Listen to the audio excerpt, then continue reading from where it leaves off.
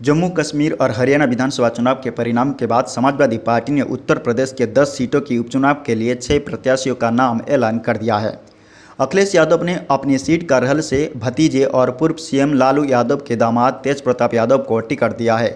कानपुर की सीसामऊ सीट से इरफान सोलंकी की पत्नी नसीम सोलंकी को प्रत्याशी बनाया गया है। वहीं अयोध्या की मिल्कीपुर सीट से सपा सांसद अवधेश प्रसाद के बेटे अजीत प्रसाद को टिकट दिया गया है।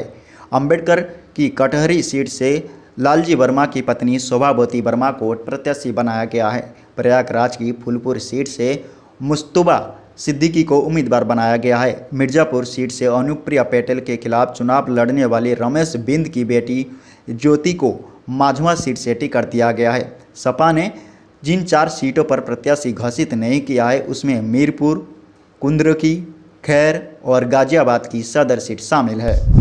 हरियाणा और जम्मू कश्मीर विधानसभा चुनाव के परिणाम के बाद बुधवार को बसपा प्रमुख मायावती ने दिल्ली में प्रेस वार्ता की। मायावती ने कहा कि देश में इस बार 18वीं लोकसभा चुनाव में खासकर कांग्रेस के इंडिया गठबंधन ने संविधान बचाओ और आरक्षण बचाओ आदि का हथकंडा इस्तेमाल किया है। उन्होंने इसकी आड़ में देश के विशेषकर भोले भाले SC, ST और OBC लोगों को गुमराह करने के काम किया है।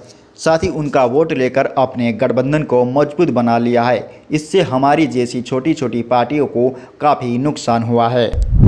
खबर उत्तर प्रदेश की फतेहपुर से, जहां जिले की खड़ंजा उखाड़कर रास्ते की जमीन पर जबरन कब्जा करने का मामला सामने आया है।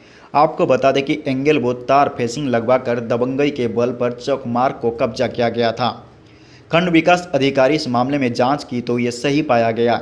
साथ ही खड़ंजा उखाड़कर शासकीय धनराशि को क्षति पहुंचाई गई। वहीं शिकायतकर्ता अनिल कुमार ने डीएम से भी इसकी कार्रवाई की मांग की है। पूरा मामला फतेहपुर बिंदकी तहसील क्षेत्र का है। तक रोड का मामला है। डाटा संख्या 508 है। उसमें विनय चंद गुप्ता ने ज़बरदस्ती कब्जा कर रखा है रास्ते पे।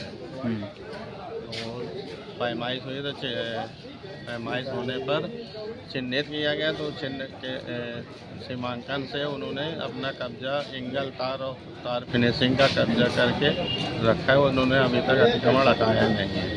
क्या रास्ता नक्शे में दर्ज है? हाँ, रास्ता नक्शे में दर्ज है। आपने इसकी शिकायत कहाँ की है? शिकायत SDM बिंदकी की है और जिलाधिकारी के यहाँ की है और IGRS भी ये मुख्यमंत्री के पास। क्या नाम आपका? अनिल कुमार मोमर अमौली।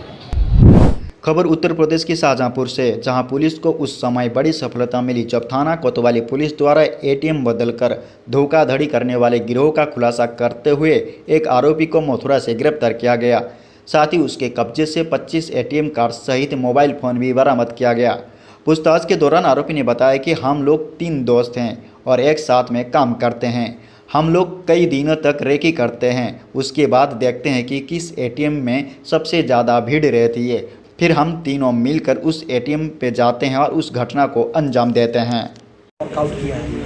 ये थाना कोतवाली के अंतर्गत 11 जून को एक मुकदमा 420 का लिखा गया था, जिसमें कि एक व्यक्ति का ATM निकाल कर उसे फ्रॉड करते हुए और अपराधी फरार हो गए थे। बाद में जानकारी हुई उसके ATM से कुछ खरीदारी की गई। उसकी जानकारी पर एक पुलिस टीम बनाई गई क्षेत्राधिकारी नगर नेतृत्व में और प्रभारी निरीक्षक और चौकी इंचार्ज पाकड़, इन लोगों द्वारा ट्रैक करना शुरू किया गया। तो हम लोग बरेली मॉल तक पहुँचे।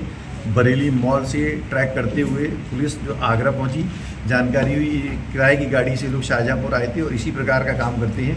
कमज़ोर लोग होते हैं, वृद्ध लोग, उनका ATM का पिन निकाल के पिन बदल देते हैं, ATM चेंज कर लेते हैं। उसके उपरांत मॉल से खरीदारी करते हैं। पुलिस द्वारा ट्रैक करते हुए आगरा पहुंची। आगरा से जानकारी मथुरा में किराए पर रह रहा है। इसकी गिरफ्तारी हुई कौशल नारायण शर्मा, इन नारकी फिरोजाबाद रहने वाला है।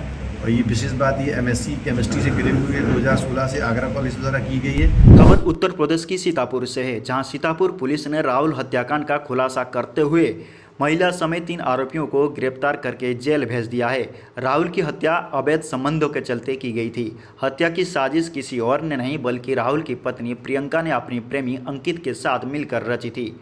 अंकित ने अपने एक अन्य साथी लवकुश के साथ मिलकर इस हत्याकांड को अंजाम दिया था। हत्याकांड में प्रियंका भी शामिल थी। प्रियंका और अंकित के प्रेम संबंध के बीच राहुल बाधा बन रहा था, जिसके कारण राहुल की हत्या की गई थी।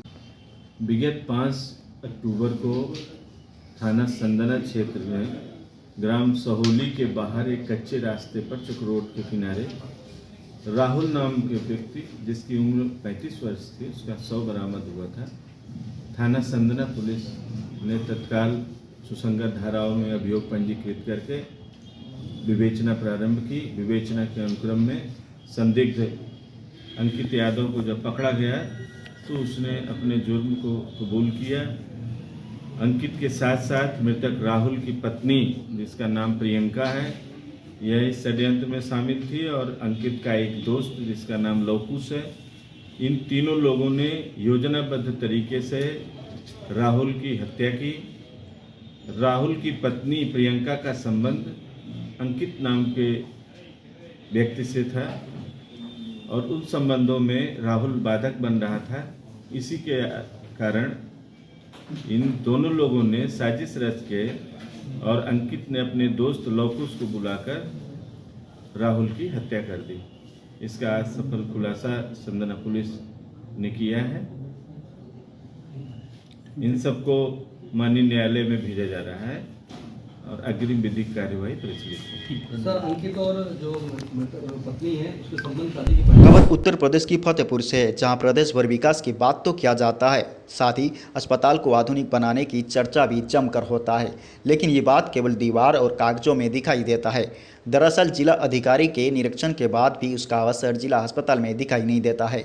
अस्पताल में डिलीवरी के लिए आई दिव्यांग महिला ने तमिलदारों पर गंभीर आरोप लगाया है, वो भी रिश्वत का आरोप। ऑपरेशन के एवज में 8,000 रुपया रिश्वत की मांग करने का आरोप बताया गया है। परिजनों का आरोप है कि रिश्वत न देने पर डॉक्टर ने ऑपरेशन करने से मना कर दिया। डॉक्टर द्वारा ऑपरेशन करने से इनकार करने पर प्राइवेट अस्पताल ले जाने के लिए मजबूर हुआ परिजन। पूरा मामला फतेहपुर जिले के जिला महिला अस्पताल का है। देखिए, आप लोग को बताना चाहता हूँ, कल मैं आया 1 बजे रात में आया, अपनी औरत को, अपनी वाइफ को लेके यहाँ एडमिट करवाने। एडमिट तो कर लिया, जैसे तैसे लगा जो भी हुआ कर लिया, ठीक है। उसके बाद उन्होंने डॉक्टर ने पीके गुप्ता और वो रोशनी गुप्ता, वो दोनों एडमिट कर लिया। उसके बाद सुबह जब हुई, सुबह से कोई रिस्पॉन्स नहीं मिला। फिर 11 बजे उन्होंने देखा, उसका कहा ठीक है कर लेंगे। उसके बाद बोला इसका कुछ नहीं कर पाएंगे और पैसे हमसे मांगे, बताओ कितने मांग रहे थे? ये कि कल एक पीड़ित परिवार जो है, गरीब परिवार, जो मुझको जानकारी किया कि भाई हमारी सदर अस्पताल में कोई सुनाई नहीं हो रही है, वो उसकी पत्नी का डिलीवरी होना था, जो कि कल रात को 2:30 बजे के तकरीबन मैंने अपनी गाड़ी से उस गरीब परिवार को भेजा यहाँ कि जाइए इलाज होगा। वहाँ आने के बाद यहाँ जो है रात भर उस मरीज को न देखा गया। रोशनी गुप्ता डॉक्टर यहाँ उनके हैंडओवर मरीज गया। सुबह होने के बाद जो है किसी के माध्यम से उस महिला के पति से सीधे पैसे मांगे जा रहे थे कि 8,000 रुपये दो, 2 यूनिट खून दो। अब वो गरीब आदमी 4,000 की नौकरी करने वाला कहाँ से, अगर पैसा देना होता तो वो प्राइवेट अस्पताल में जाके करा